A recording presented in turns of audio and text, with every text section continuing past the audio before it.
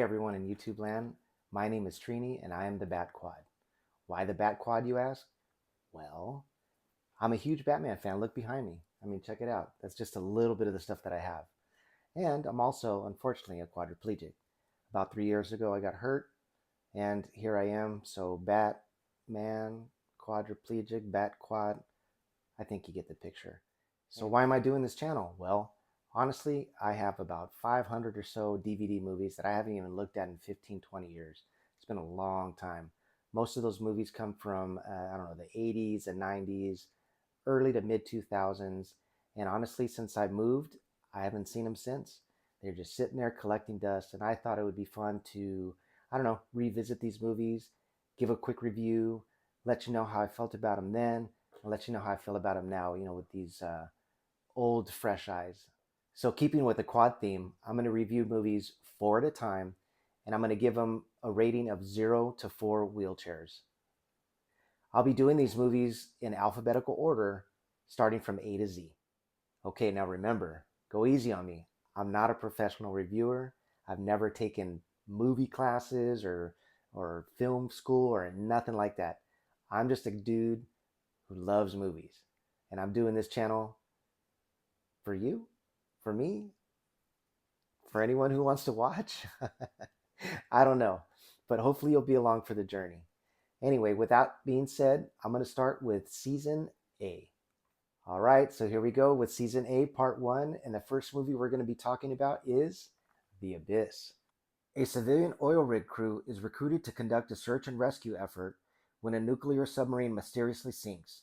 One diver soon finds himself on a spectacular odyssey 25,000 feet below the ocean's surface, where he confronts a mysterious force that has the power to change the world or destroy it. This movie was directed by James Cameron, starring Ed Harris, Mary Elizabeth Mastrantonio, and Michael Biehn. Released on August 9th, 1989, with an estimated budget of $70 million and a worldwide gross of $90 million. So The Abyss came out in the summer of 1989. I was 14 years old. I went with my family to go see it, and honestly, I was so excited to see it because James Cameron was directing it. I mean, he'd done such bangers like The Terminator and The Aliens before it that I couldn't wait for another sci-fi James Cameron extravaganza. And plus, I'd read about it in Fangoria magazine and whatever magazines were popular at the time. I mean, because there definitely wasn't any internet back then. But all signs were pointing to this was going to be an awesome movie. So I went to the movie and I really didn't care for it all that much. I found myself a little bit bored, and it definitely wasn't my favorite James Cameron movie at the time. Years later, when it came out on DVD, I remembered it. I thought I'd give it another chance. DVD movies weren't all that expensive back in the day, so I bought it. This one here, it has a special edition. It also has the extended ending for it. So I was excited to see that, and I thought that maybe it would give me a better understanding of the movie and maybe more of appreciation for it. It still wasn't one of my favorites. I thought it was just too long, and then with the extended cut, it just seemed even longer. And for some reason, the special effects in the extended edition didn't look as good as most of the underwater stuff. So again, it just wasn't my favorite.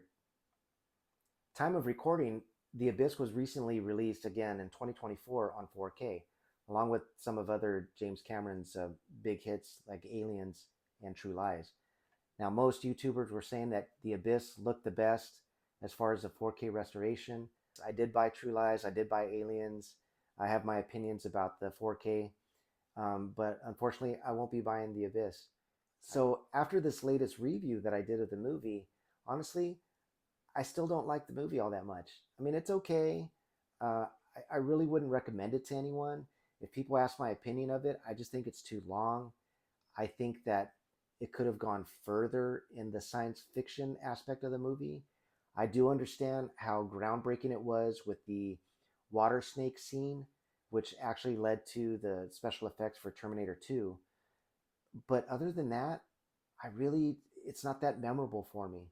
Although now, after being a drowning survivor, the one scene that did touch me after watching this scene again or watching the movie again was when they're trying to revive Mary Elizabeth Mastrantonio after drowning, and just how everybody was around there and they were giving her the CPR. And I can only imagine the people that were bringing me back to life. I'm sure that that's how they felt or that's what they were going through. So oddly enough, that's what touched me the most about this movie. And but other than that, I couldn't wait for it to be over. So sorry, The Abyss. We just weren't getting along. It's not you, it's me. Honestly, I would just give you a score of 2.5 out of 4. Maybe, I'll take that back. I give it 2 out of 4 wheelchairs. And for our next movie, it's Airplane. After the crew becomes sick with food poisoning, a neurotic ex fighter pilot must safely land a commercial airplane full of passengers. Airplane was released July 2nd, 1980, with a budget of an estimated 3.5 million and a worldwide gross of over 83 million. The movie was written and directed by Jim Abrams and brothers David and Jerry Zucker. The movie stars Robert Hayes, Julie Haggerty, and Leslie Nielsen. So back in 1980, I was 5 years old, and I never saw this in the movie theater, or not that I can remember, but I definitely remember seeing it on cable, constantly on constant rotation. Anytime it was on, it would just suck me back in. I thought it was so hilarious at the time, even though some of the jokes probably went way over my head. But throughout the years, I loved it. When it finally showed up on DVD, I bought it. And after several rewatches throughout the years, I mean, it's just one of the best comedy classics, in my opinion. After this rewatch, you know what? It still holds up, man. I mean, I honestly think that the jokes still land. For those of you who haven't seen it, I mean, it's funny. If you like slapstick comedy, if you like double entendres, if you like all those type of things, it's great. For me, my standout scene is when they're finally trying to figure out what it is that made people sick, and as it turns out, it's people who have eaten the fish.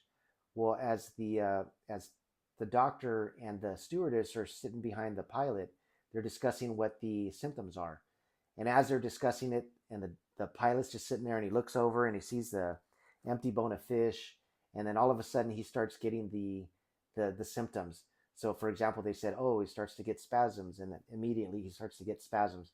I mean, I don't know. I just find that whole scene hilarious. What was that? Anyway, anytime he's, oh man, that was my best take. So honestly, if you haven't seen Airplane, check it out. Honestly, it's a 4 out of 4 wheelchairs, highly recommended. And ready for the next movie on our list? It's Alligator. He's up from the sewers and nobody's safe. 12 years ago, two incidents occurred that bore no similarity until now. The Kendall family decided their pet baby alligator was a nuisance and flushed him down the toilet. At the same time, Slade Laboratories was conducting secret hormonal experiments with dogs, and the dead dogs were disposed of in the city sewer. As the baby alligator fed on the dead dogs, its body chemistry took on grotesque mutations. When several brutal murders are discovered, David Madison is put on the case. But this is no human psychopath.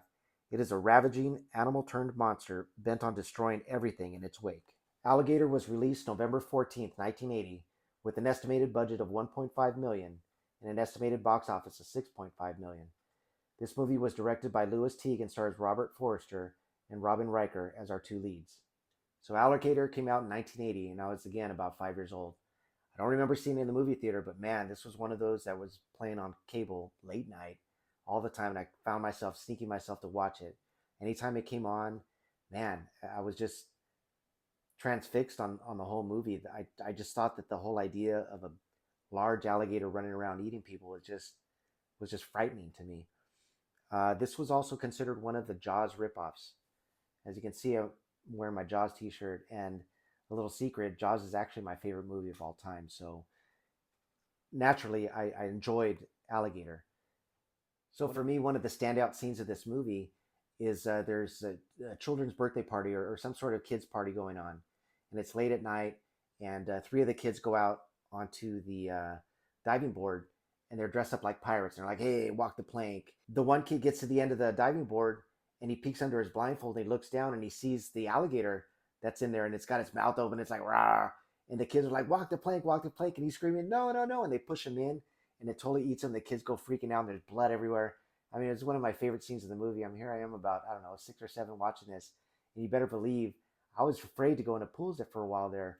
I definitely want to put my head under the water and start looking to make sure that there is an alligator under there. So it definitely kept me on my toes whenever I went to a pool. So the main character, Robert Forrester, he plays a detective, and while he's looking for the alligator, nobody believes him. It's very much in the vein of Jaws, where hey, close the beach, nobody believes the guy. Mayor says no, the whole 9 yards. But honestly, the character that he plays, he's so quirky that there's this weird ongoing joke about his male pattern baldness that it's just hilarious. It seems like everyone that he talks to, they make some sort of reference or something about his hair until eventually with his romantic lead, she says something about his hair and he's like, "Hey man, everybody always talking about my hair." Anyway, it's pretty funny. But so honestly, when they finally track down the alligator and they get him in the end, I mean, it's really good. It's a nice big explosion, just like Jaws, just like the Jaws ripoff it's supposed to be. It's so entertaining. I watch it every time. And after this last review, I mean, nothing's changed. It's still one of my favorite uh, creature feature type movies, Jaws ripoff, whatever you want to call it. It's still one of my favorite. Considering the year, the practical effects that were used for this movie are just amazing. They used miniatures, they used actual big props for the alligator. I mean, they've got full size large alligator going up against people. They're using a pneumatic tail, smacking people back and forth. I mean, people are flying through the air. I mean, it's amazing to see. It's way better than any kind of CGI monster that they would do nowadays. I mean, it might be harder to produce those kind of practical effects and do those kind of shots, but it's so worth it because even now, years later, 40 plus years later, it's still so fun to watch for the practical effects alone. I mean, of course, I couldn't give this movie any less than 4 wheelchairs. And for the last movie on today's episode, we're looking at the movie Always. The spirit of a recently deceased expert pilot mentors a newer pilot while watching him fall in love with the girlfriend that he left behind. Always was released December 22nd, 1989, with an estimated budget of 31 million dollars and a worldwide gross of 74 million dollars. Always was directed by Steven Spielberg and starring Richard Dreyfuss, John Goodman, and Holly Hunter. So in 1989, when Always came out, I was 14 years old. I don't really remember seeing it in the movie theater, uh, although I do remember seeing it on cable and liking it enough that I bought it on DVD. So back in the day when I did see it, I mean, there was a lot of things going for it. You had Richard Dreyfuss, directed by Steven Spielberg, again referencing my favorite movie, Jaws of all time. So it had a lot of things going for it. And then John Goodman was very popular because of the Roseanne Show, and Holly Hunter was in it, and she had been in a couple movies that I remembered. Specifically Raising Arizona. I thought she was hilarious in that movie. So I haven't seen this movie in quite some time. On this rewatch recently, honestly, I don't know that it held up for me. I still like the directing. I mean, of course, it's a Steven Spielberg movie. There was a little bit of that Steven Spielberg magic in there. I mean, they talk a little bit about angels and the afterlife. So there's still that sort of element of the movie in there, which was really good, which I enjoyed. I guess for me, the biggest gripe of the movie is I really didn't fall for the Holly Hunter and Richard Dreyfuss love story. Watching it now, I don't know, man. She just seems so young for him. He just seems so much older. And then after he dies, and he's kind of creeping on her a little bit, and really refusing to let her go. It's kind of weird now watching the movie. I don't know. I just felt a little. I don't know. I just felt a little creeped out about it. I thought he was too old, and then after he died, he was just a little too creepy. So it kind of took me out of the movie. Although John Goodman, his character, he's flawless in it. He's funny. He's heartwarming. He plays the John Goodman character that he's usually known for, and he does it here in this movie, and he really knocks it out of the park. And the acting is great. I don't know. I just didn't feel the chemistry between the two lead actors, even though they were doing a good job. I just think that maybe either Richard Dreyfuss was miscast or Holly Hunter was miscast. But either way, watching it back now, it just didn't hit the way it used to for me. And for that, I think I would give it a maybe 2.5 out of 4 wheelchairs. All right, now that we've reached the end of the video, let's see where they land. Honestly, after reviewing them all and trying to figure out which ones I like and which ones I don't like, I don't know, man. It's a little bit of a hard decision which one's gonna come out on top. I really love me some Alligator with that practical effects and the whole Jaws theme about it. I mean, it's just a fun creature feature movie that I can never stop watching once I get it started. However, Airplane is for me, one of my favorite comedies of all time. There's only a few of them that are just right up there in the top five, and Airplane's really close to being number one. Their sight gags and it just everything's just so funny. I love it.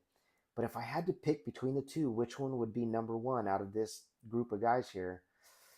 I think, oh, and I'm a horror guy too, so I think I'm gonna go with Airplane.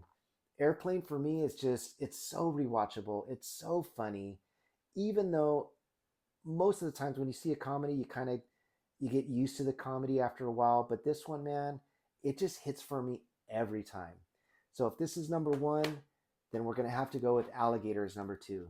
Alligator, man, just the practical effects, the horror comedy aspect of it. It's such a fun movie to watch. So now, unfortunately, I have to talk about the bottom two. Honestly, it's a little bit of a battle. I think that always, I mean, we're talking about James Cameron versus Steven Spielberg movie. We're talking about Ed Harris versus Richard Dreyfuss. I don't know how I feel about either one of them. I'm not feeling very strongly about either. So if I really had to go on, say, maybe nostalgia, I think I'm going to have to go with Always as number three. I mean, it is Steven Spielberg. I am a Jaws kid, and I think this wins out. And unfortunately, that puts The Abyss at the bottom for me. I'm sorry, man. Michael Biehn, James Cameron. I love you guys. I know it's the beginning special effects for T2, but honestly, it just doesn't hold up for me. It didn't hold up for me then, and it's still not holding up for me now, unfortunately. Also, I forgot to mention, hey, these movies that I'm talking about, I'm giving them away for free. All you have to do is just like, subscribe, do all the YouTube things. You don't have to pay me any kind of money. Just send me a cool comment. I'll get your address somehow. I'm still trying to figure that part out, but I'll send it to you for free. Always, if you want it, you got it. The Abyss, definitely, if you want it, you got it. Even Alligator. Alligator, I upgraded to 4K, so I'm definitely willing to give away the DVD. The only one I'm not willing to give away yet is Airplane. Unfortunately, it hasn't been made into 4K. I'm not ready to give this up yet. So, but the other three, they're all yours if you want them. So please like, subscribe. I mean, you guys know what to do by now, I'm sure. Thank you all for watching. My name is Trini. I am the Batquad, and I am End of Watch.